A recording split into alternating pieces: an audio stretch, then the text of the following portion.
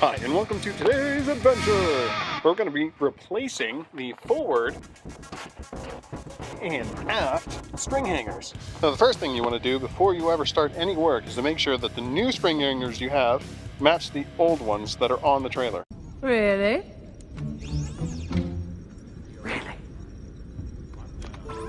So we've got our tape. Let's first flip her over and check the mating flange. It's about 5/13/16, about 8 1/4. Now the other dimension I like to grab is from the flange to the mount of the torsion hole. That's about 9 inches. Now that we're underneath, we'll check our flange. 5 13. Oh, that's nice. About 8 1/4. Then from our flange to torsion mount, it's about 9 inches. We're also going to grab a dimension from the outside to outside, and we're going to write this down because we're going to have to replace that pipe there that goes through both of these hangers. So we need to remember that number. So we'll write it down. Now what I would normally do is I would flip the trailer over, and then I would remove the axles, the airlines, and anything that attaches to it before I remove all the hangers and start fresh. But this doesn't need all the hangers. It's got the center hanger that's good. It's just the front and the aft hanger that's bad. So what I'm going to do is I'm just going to jack the trailer up and remove them as they are, leaving the axles in place. Now I'm just going to jack the trailer up just enough so that this spring ends up floating in here. So I'll use the tongue jack of the trailer and I'll crib the rear of the trailer up so that way it'll take the weight off the hangers. Now I've grabbed these two jack stands and they have plates on the bottom so they don't sink into the ground.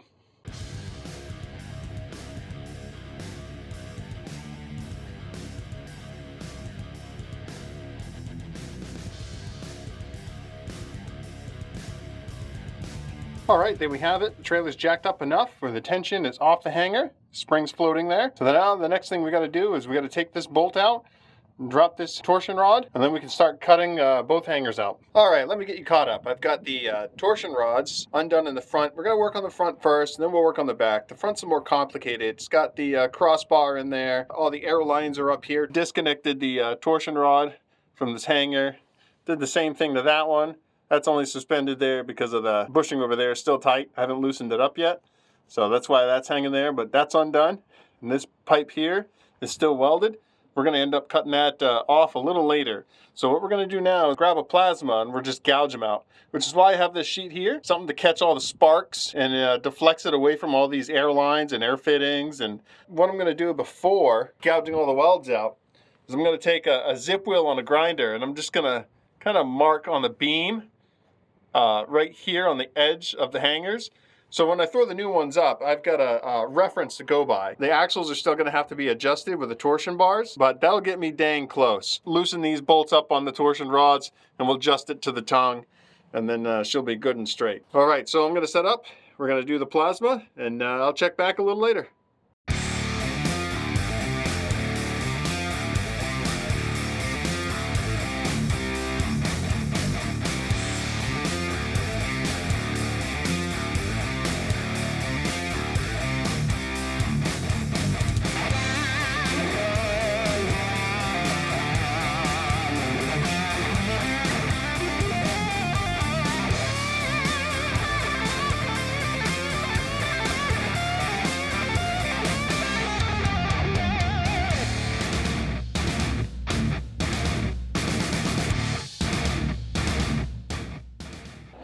All right, we've plasma gouged all the weld off that's there.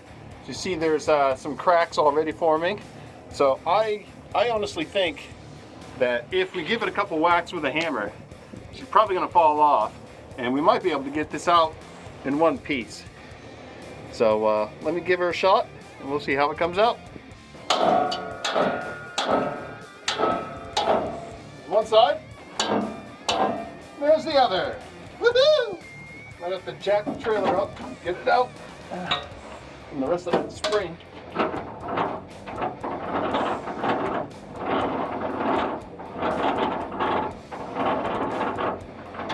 Looks high enough.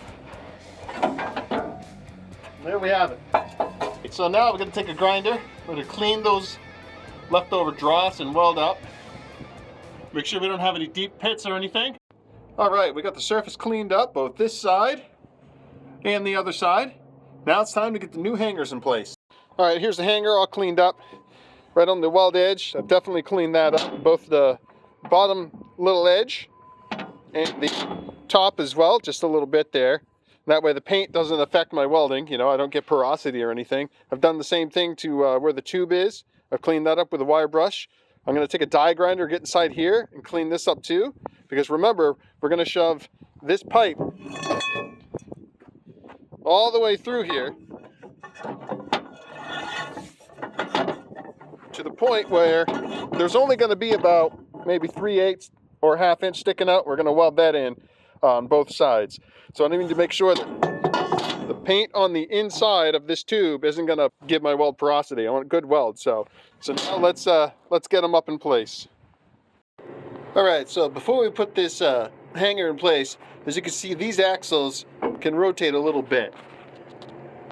And this actually helps because I'll put my knee against the tire to move the axle. And then, let's throw this hanger up in place with one hand. Rawr. All right, now to help get it in place and hold it in place, what I'm going to do is I'm just going to rotate the axle, all right, and that's going to help push that hanger up against the beam. Where it goes with one hand. And, almost got it. One hand is really hard to do. He's absolutely right. Boom. So now that it's lined up with those marks I had, now we can tack it in place. And I'm using the axle and I'm pushing against it with my knee to hold it there so I can tack it. All right, we've got them both tacked up and on the beam. So now let's see if our pipe fits.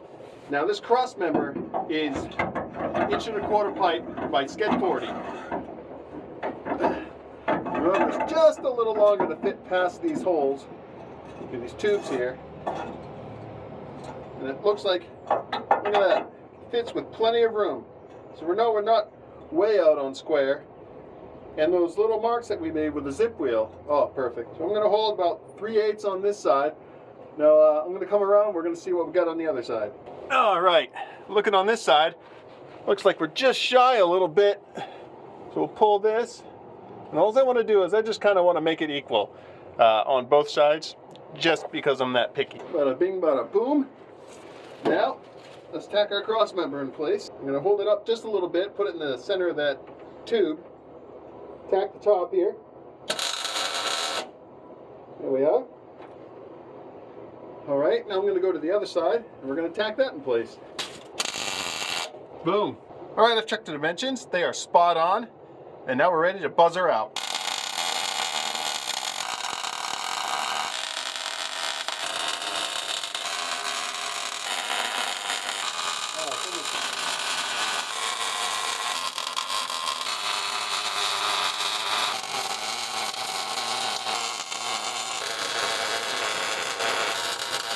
All right, there we go. It's all welded up. Now all we got to do is put a little paint on the welds, and then the front's all set. There we have it. It's painted, and I've thrown everything back together, so now the front side is done. Let's move our way to the back. All right, here are the rear spring hangers. As you can see, they got some rust holes here. This is why it failed. And we got a lot of big scale. It's just scaling right off. Like we did the front side, I'm going to take the needle gun. I'm going to hit around where all the welds are and just clean it up. So that way when I take the plasma to it, it has no issue. I don't have to go through the rust scale and all that stuff. I can just clean it all up, take out the weld, and remove these.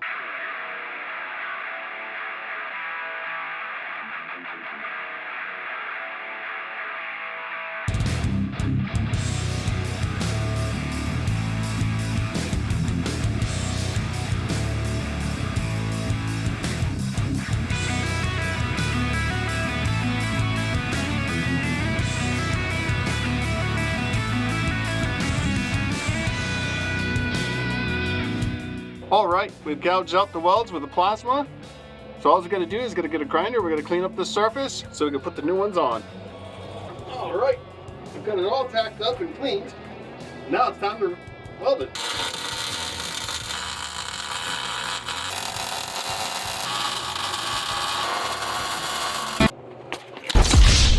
going down!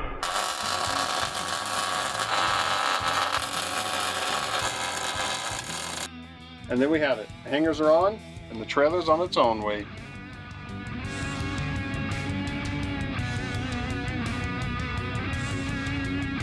That's another one in the books. Thanks for watching. Oh, knocked my ground off. Let's try that again.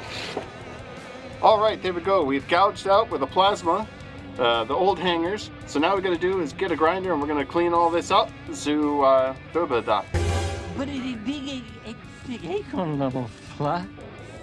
I think we're ready to weld. Okay, let's try her out. All right, I was wrong. Now the other mission. Definitely don't want that. Melted crap causes big headaches. Need this. Got myself a piece of 1/4-inch aluminum. Oh, wait. Maybe 3/16, I don't know. Heck yeah! Alright. Unlock my hood from brake can's grip.